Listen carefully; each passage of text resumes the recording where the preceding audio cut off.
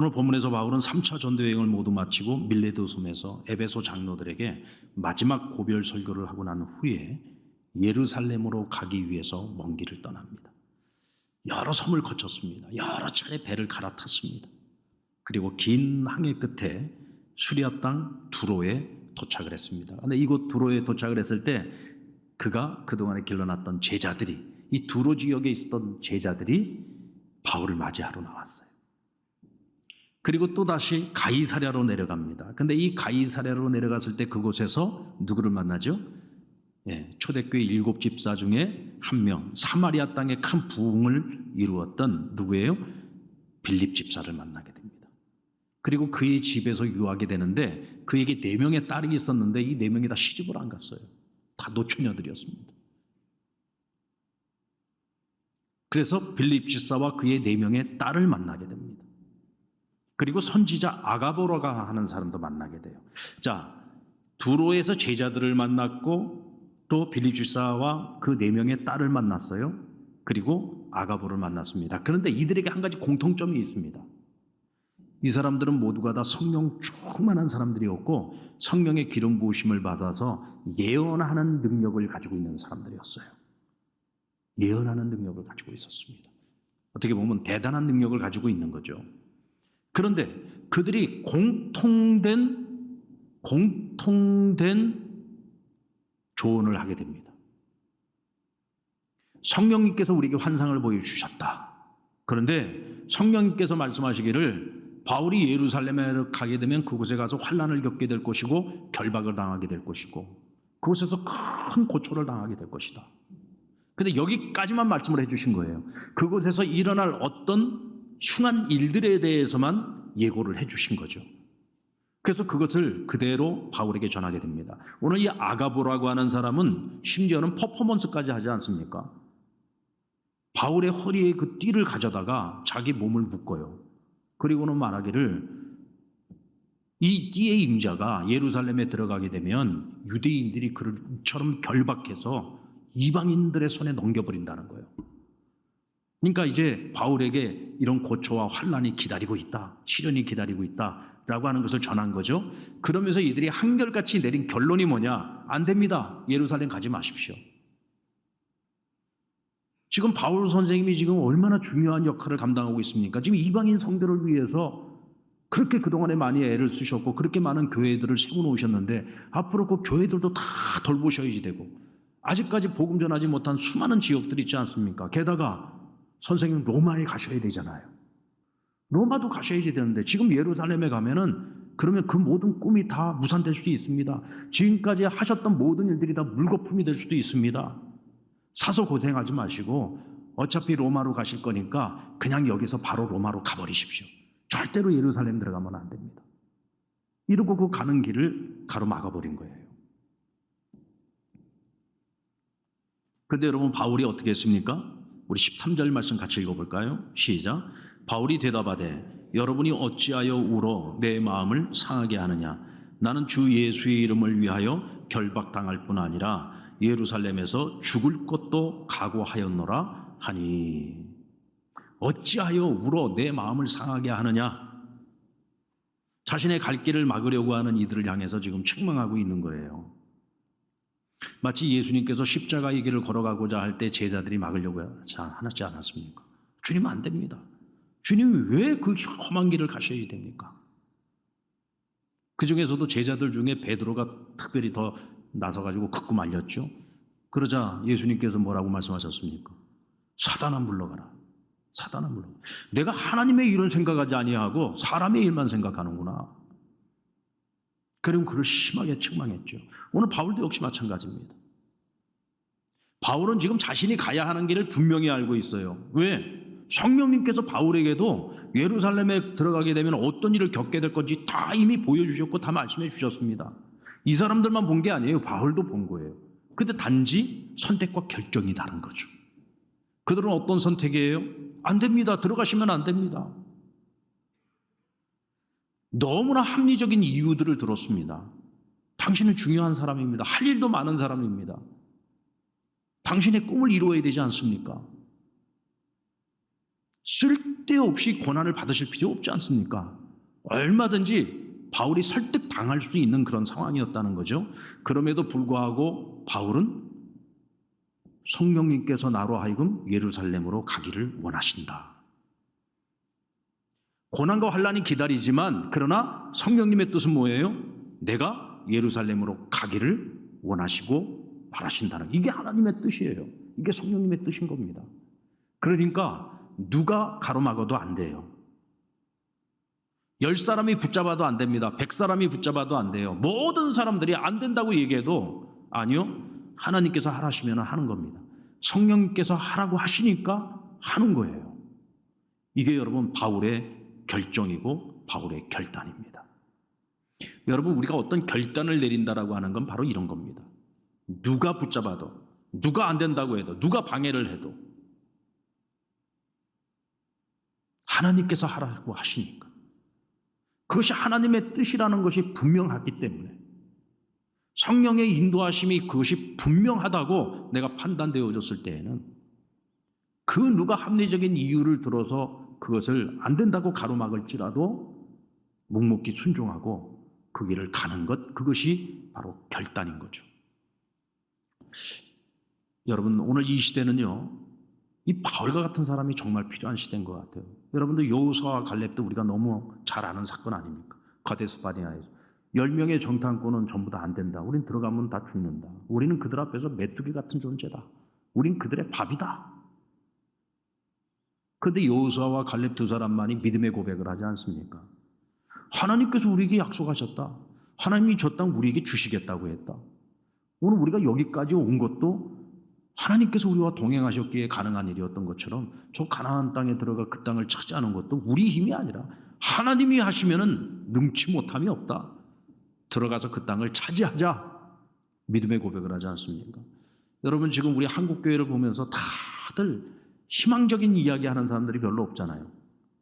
오늘날에 우리 한국교회를 보면서 한국교회가 점점 더 지금 쇠퇴하고 있다. 뭐 지금 신학교 가는 학생들이 없고 나중에는 목회자 수급이 어려울 거다. 뭐 별의별 이야기들이 다 있는데 대부분 이야기를 들어보면 전부 부정적인 이야기들밖에 없어요. 근데 여러분, 우리 기독교적인 이 복음의 상황은요, 항상 힘들었습니다. 만만했던 적이 한 번도 없어요. 여러분, 우리가 밖에 나가서, 우리가 교회 안에 있을 때는요, 이렇게 평화롭고 좋지만 교회 바깥으로 나가서 여러분들이 복음을 전하기 시작을 한번 해보세요. 복음을 전하기 시작하면 세상은 단 한순간도 우리에게 마음을 열어준 적이 없고 한 번도 만만했던 적이 없습니다. 단지 우리가 영적인 싸움을 하지 않아요. 사명을 위한 삶을 살아가지 않기 때문에 그냥 세상 속에서도 편안하게 살아가고 있는 겁니다. 그러나 우리가 사명을 위한 삶을 살아가고 책임을 감당하기 위해 복음을 전하기 시작하면 그때부터 엄청난 영적인 도전 앞에 우리는 서게 되는 거예요. 그러니까 지금 당장에 우리 눈앞에 지금 펼쳐지고 있는 우리의 현실을 바라보면서 어렵다, 힘들다, 안 된다, 이러다가 우리 망한다, 뭐 온갖 부정적인 소리들이 다 있지만 아니요. 그 어떤 시대에도 상황을 바라보고 환경을 바라보는 사람들은 항상 부정적인 얘기를 했습니다. 그러나 시대를 이끌어 나가는 사람들, 그 시대에 하나님 앞에 쓰임받았던 사람들 어떤 사람들이냐? 여호수아와 갈렙과 같은 사람들이다. 상황을 보지 않아요. 환경을 보지 않아요. 전능하신 하나님을 바라보는 것, 하나님의 약속을 바라보는 겁니다. 할렐루야. 아무리 시대가 어려워져도 하나님은 여호수아와 갈렙 같은 사람들을 들어서 그들을 사용하신다니까요. 오늘날의 교회가 만약 다 진짜 사람들이 얘기하는 것처럼 전부 쇠퇴하고 교회들이 전부 어려워진다고 할지라도, 마치 유럽의 교회들처럼 교회가 다 무너진다고 할지라도 여러분, 하나님께서는요, 그곳에 여호수아와 갈렙과 같은 사람, 그런 교회를 찾아내서 그런 교회들을 통해서 그 땅, 죽어가는 땅을 다시 살려내세요. 죽어가는 그 사람들을 다시 살려낸다니까요. 여호수아와 갈렙 같은 사람이 필요한 거예요. 누가 뭐라고 해도, 모든 사람들이 전부 다 아니다라고 얘기를 해도 하나님이 하시면 된다. 전능하신 하나님이 하시면 된다. 믿음을 가지고 믿음의 말을 하고 믿음의 고백을 하고 믿음의 행동을 하는 사람을 통해서 세상의 역사는 바뀔 수 있는 거예요. 할렐루야. 저는 우리 상랑교회가 그런 교회가 되었으면 좋겠습니다. 우리 성도들이 그런 사람들이 되었으면 좋겠어요. 그렇다고 여러분 현실을 무시하고 무조건 다 희망적인 얘기만 하자는 건 아니에요. 하나님께서 이사야 선지자라든지 예레미야 선지자라는 이런 대선지자들을 통해서 이스라엘의 멸망을 하나님이 계속 선포하지 않았습니까? 그런데 그 당시에 거짓 선지자들은요 오히려 희망을 선포했습니다. 아니다. 하나님 우리를 축복하신다. 우리를 축복하신다. 그런데 여러분 그들은 거짓 선지자였어요. 정말로 하나님께로부터 그런 말씀을 받아서 전한 게 아닙니다. 사람들이 듣기 좋은 소리를 해가지고 자신들이 원하는 것을 얻어내고 사람들에게는 거짓 희망을 준 거죠. 여러분 우리 하나님께서는 우리에게 거짓 희망을 주시는 분이 아니에요. 우리가 잘못한 것이 있을 때 우리가 징벌을 받아야 될 것이 있을 때 하나님께서는 선지자들을 통해서 그 잘못된 것을 책망하십니다. 징벌하십니다. 하나님 우리를 심판하실 수 있어요.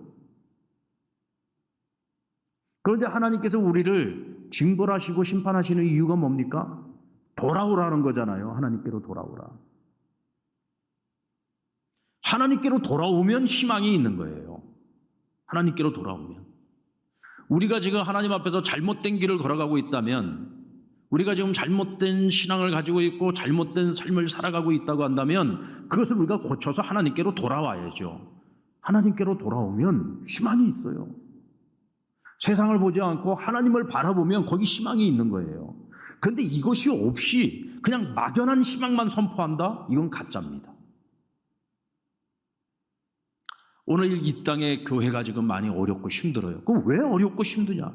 잘못된 것이 있어요. 그럼 그걸 고치면 되죠. 그거를 고치고 우리가 하나님과의 관계 속에서 우리가 잘못된 길을 가고 있었다면 다시 돌이켜서 하나님께로 나아가고 하나님께로 돌아가는 노력을 하면서 하나님이 주신 약속을 붙든다면 분명히 우리에게 희망이 있어요.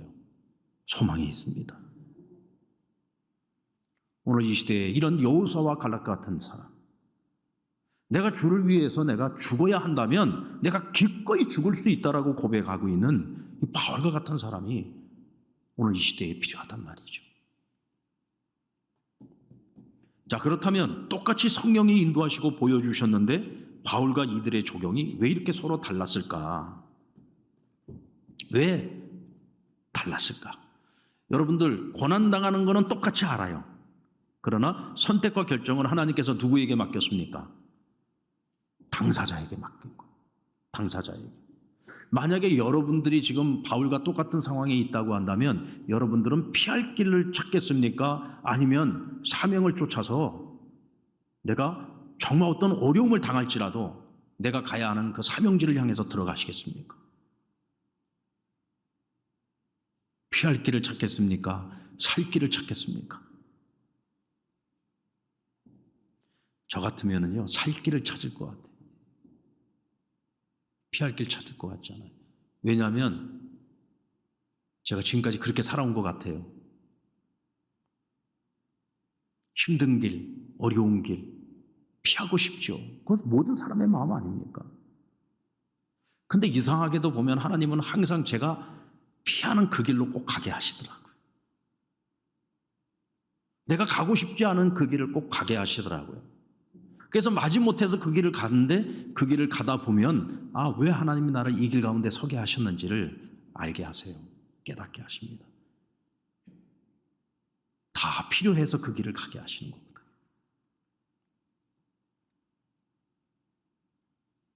바울은 예루살렘으로 들어가는 것이 성령의 인도하심이라는 확신을 가졌습니다. 13절 말씀에 보면 바울이 대답하되 여러분이 어찌하여 울어 내 마음을 상하게 하느냐? 나는 주 예수의 이름을 위하여 결박당할 뿐 아니라 예루살렘에서 죽을 것도 각오하였노라. 내가 당할 어떤 일들을 바라보지 않았어요. 그곳으로 들어가는 것이 성령의 뜻이라는 거에 주목한 겁니다. 사명에 주목한 거죠. 그 사명을 감당하기 위해서 내가 그곳에 들어가 어떤 환난이 있다면, 시련을 겪어야 한다면 그것마저도 수용하고 받아들이겠다는 겁니다. 여러분, 우리가 이런 마음을 가지고 하나님이 기뻐하시고 하나님이 원하시는 선택과 결정을 내리죠. 그러면 하나님이 책임지십니다. 할렐루야.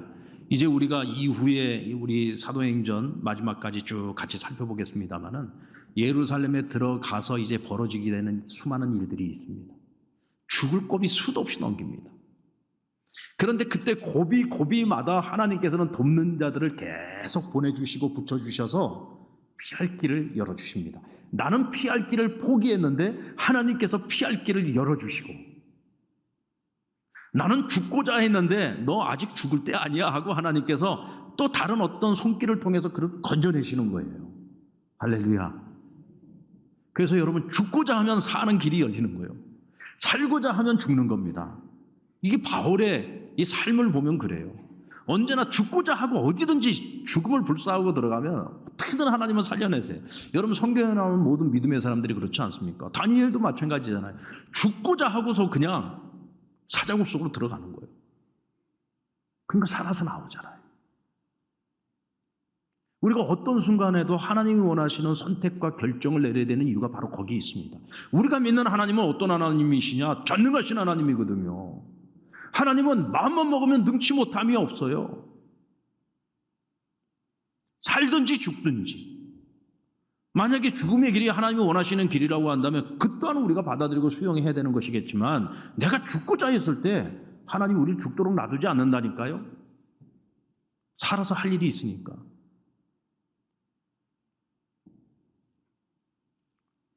어떤 면에서 보면은 하나님께서는 바울을 시험하시는 것일 수도 있습니다. 이미 바울에게 예루살렘 들어가서 시련이 있을 것을 미리 다 말씀해 주셨는데 왜 또 다른 사람들을 통해서 그곳에 들어가면 시련을 당할 것이다 라고 하는 예고를 듣게 했고 또 가려고 하는 그 길을 막으려고 했을까요? 여러분, 하나님께서 아브라함에게 이삭을 바치라고 하는 명령을 내리신 것도 시험이었잖아요. 어떤 시험이었습니까? 자기 자식보다 아브라함에게 가장 소중한 것이 자식 아니었습니까? 하나님의 약속의 자녀로 얻은 이삭이었잖아요. 그런데 그 이삭을 하나님께서 내놓으라고 하는 거예요. 그것도 죽여서 하나님께 제물로 바치라는 겁니다. 이 말도 안 되는 명령이잖아요. 그러나 어떤 명령 앞에서도 아브라함이 그 무엇보다 하나님을 경외하는 것을 하나님께서는 보기를 원하셨던 거예요. 그게 믿음을 시험했던 거죠. 왜? 그는 믿음의 조상이 되어야 되는 사람이니까. 앞으로 믿음을 따라서 살아갈 수많은 사람들이 당신의 믿음의 조상이 누구요? 하고 물어보면 나의 믿음의 조상은 아브라함입니다 라고 말할 수 있는 그만한 믿음이 있어야 된단 말이죠. 그래서 그 믿음을 시험하신 거고, 오늘날 우리 이 땅을 살아가는 모든 그리스도인들에게 항상 믿음의 표상으로서 아브라함의 믿음을 우리에게 보여주시는 거죠. 바울도 역시 마찬가지입니다. 오늘 하나님께서 그의 믿음을 시험하시는 거죠. 그런 시련이 있는데도 너 들어가겠냐? 그런 고난이 있어도 그거 죽음이 기다리는데도 들어가겠어? 결국은 바울이 내가 주를 위해서라면 죽을 수도 있습니다. 이 고백을 하기까지 주님께서 그를 시험하고 있는 거예요. 왜? 예루살렘 들어가서 벌어질 수없이 많은 시련이 있고 고난이 있고 환난이 있어요. 그곳에 들어가기 전에 내 종 바울이 그 모든 시련과 그 어떤 어려움 속에서 끝까지 포기하지 않고 내가 가라는 그 길을 갈 수 있는지 한번 보자. 그리고 그를 가장 사랑하는 사람들을 통해서 그 가는 길을 막고자 했지만 그는 흔들리지 않고 자기가 결단한 대로 예루살렘으로 들어간 겁니다. 여러분, 바울이 이와 같이 선한 결정을 내릴 수 있었던 것, 그는 뜻을 정하고 살았기 때문에 그렇죠. 인생의 목표와 목적이 분명합니다. 내가 살아가는 이유가 분명한 거죠. 여러분, 바울은요, 사는 이유가 분명했어요. 바울이 살아가는 이유, 나는 사나 죽으나 누구를 위하여? 주를 위하여 살고. 나는 주를 위하여 살고. 왜 여러분 우리가 주를 위해서 살아갑니까? 오늘 우리 앞서 찬양 시간에 오늘 처음 배운 찬양인 것 같은데 참 그 찬양하는 동안에 보니까 제가 뒤에서 보니까 눈물을 흘리시는 분들이 많이들 계시더만요. 그렇죠. 지나온 날들을 돌아보면 내 인생에서 내가 가장 잘한 일이 뭘까? 예수 믿고 주님 따라 오늘 여기까지 동행하며 살아온 거. 그것보다 잘한 일이 없어요. 가장 잘한 일이에요. 내게 가장 귀한 일이에요. 내게 가장 큰 은혜예요. 주님 없었으면 내가 어떻게 여기까지 살아왔을까? 그거는 근데 여러분, 우리가 인생을 살아오면서 주님을 인격적으로 만난 사람들만이 그런 생각을 할 수 있습니다. 하나님이 살아계신과 일하신과 역사하심을 내 삶 속에서 경험해 본 사람만이 그 은혜를 알아요. 그냥 막연하게 믿는 하나님이 아니라 정말 인격적으로 나를 너무너무 사랑하시고 나를 위해서 자기 생명까지도 아낌없이 내어주신 그 예수 그리스도의 그 사랑을 내가 내 마음과 영혼과 뜻을 다해서 그것을 느끼고 깨닫는 사람만이 그런 눈물을 흘릴 수 있다고 저는 생각합니다. 그런 사람들이 오늘 바울과 같은 이런 고백을 할 수 있는 거예요. 사나 죽으나 나는 주의 것이로다. 나는 살아도 주를 위해서 살고 죽어도 주를 위해서 죽고 나는 주를 위하여 내 목숨을 아낌없이 내어드릴 수 있다. 이런 고백을 할 수 있는 거죠. 근데 이런 사람들은요, 선택과 결정이 쉽습니다. 뭐 고민하고 자식할 것도 없어요. 왜? 분명하게 뜻을 딱 정해버렸기 때문에 그렇습니다. 주님을 위해서라면. 그러니까 여러분, 다니엘의 세 친구들도 역시 마찬가지예요. 하나님의 뜻을 딱 정하고 살아가니까 정말 어렵고 힘든 그런 선택과 결정의 순간마다 그들은 거침없이 언제나 하나님을 선택하잖아요. 하나님 경외하는 그 길을 선택을 합니다. 하나님의 뜻을 쫓아서 살아가는 그 길을 선택을 합니다. 그게 후회가 없어요. 후회가 없습니다.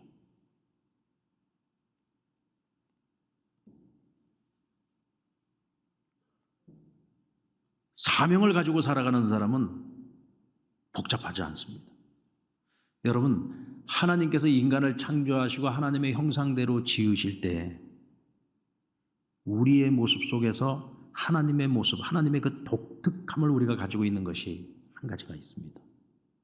그것이 뭐냐면 선택을 할 수 있는 권리를 우리에게 주셨어요. 근데 우리가 어떻게 선택을 하느냐? 하나님 우리에게 이성을 선물로 주신 겁니다. 그 이성을 통해서 우리가 자유의지, 자기의 의지를 가지고서 어떤 것을 선택하고 결정할 수 있는 결정권을 우리에게 주신 거예요. 할렐루야. 저는요, 그 하나님이 너무 좋아요. 그래서 하나님이 우리를 얼마나 인격적으로 생각하시고 우리와 교제하기를 원하시면 우리에게 자유의지를 주셔서 우리가 스스로 좋은 것을 선택할 수 있는 권리를 주셨을까? 그만큼 하나님이 우리를 인정해 주신다는 거잖아요. 그게 얼마나 감사합니까? 그런데 하나님이 주신 이 권한, 이 자유의지를 우리가 잘못 사용하게 되면 첫사람 아담처럼 그의 모든 후손들을 죄 가운데 빠지게 만들기도 하는 거고, 예수님처럼 한 번의 바른 선택과 결정을 통해서 온 인류를 구원에 이르게도 할 수 있는 것이죠.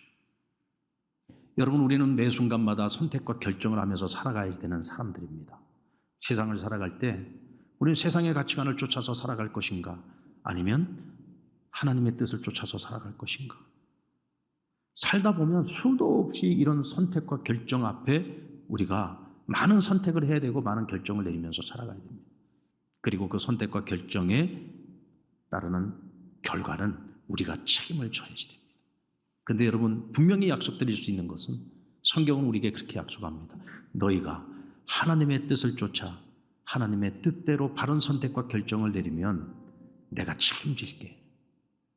내가 책임질게. 내가 여기서 책임 못 지면 내가 너희의 영원한 나를 책임져 줄 거야. 이 땅과 비교할 수 없는 너희를 위해 예비해 놓은 하나님의 나라, 하늘에 너희의 초소가 많이 있어. 세상의 말로 다 표현해 줄 수 없는 그 아버지의 나라. 여러분, 우리가 믿는다는 것이 뭡니까? 그 끝을 바라보고 살아가는 거죠. 하나님의 약속을 붙들고 살아가는 사람들 아닙니까? 우리가 하나님이 원하시는 선택과 결정을 하면 하나님이 그 모든 것들을 책임져 주십니다.